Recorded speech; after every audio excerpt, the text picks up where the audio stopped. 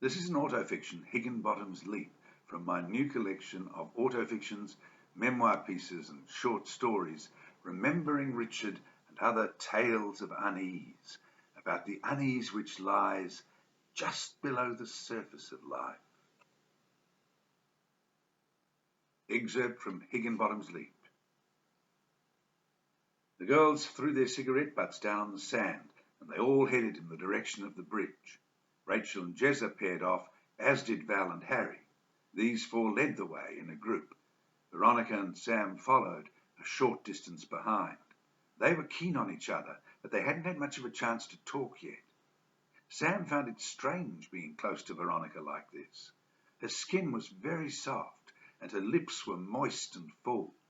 From time to time, the little pink tip of her tongue poked out from between her strong white teeth. Her eyes were beautiful, but they were half hidden by their long dark lashes, and he could only catch glimpses of them. She was talking about England. In England, we don't have beaches like this, she said, looking around her. You're so lucky you grew up here. Sam was a bit surprised by her remark. I hadn't really thought about it, he replied, which was true enough. If I told my friends back home about this, they wouldn't believe it. Sam walked along, trying to imagine a world which didn't have beaches and sun and summers like the one he'd always known.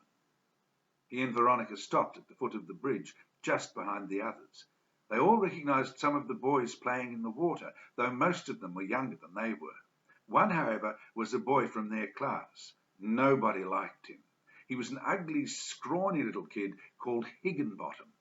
Everyone in their class made fun of his name, of course. He called out to them as they went past and tried to act like he was their friend, but they ignored him. They walked up several flights of rickety wooden steps which led to the top of the bridge, about 30 or 40 feet above the muddy brown water of the creek. The bridge was getting old, and people were starting to say it was unsafe and should be pulled down. The steps were cracked, splintering, and warped in places. Many of the boards on top of the bridge were worn and loose, and there were wide gaps between some of them. From the top of the bridge, the water looked a long way down.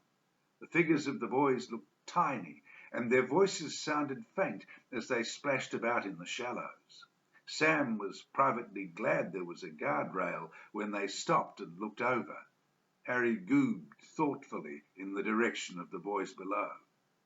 The other reason people thought the bridge was unsafe was because some older boys, the same kind of older boys it was said Rachel sometimes rode around with in their V8s, dared each other to dive off the top of the bridge, even though there was a notice which said quite plainly in large fading letters, "No diving." The dive was dangerous, not so much because of the height, but because there was only a narrow channel in the middle of the creek which was deep enough to dive into, surrounded by much shallower water on either side. If someone dived and missed the channel, they ran the risk of breaking their neck. For that reason, the younger boys were terrified of the dive and in awe of the older boys who competed with each other to do it to prove how big and tough they were. None of them said anything about that as they stood there, but they were all thinking about it. "Ha! I nearly got Higginbottom," Harry exclaimed, breaking the silence. They all laughed and walked the rest of the way across the bridge.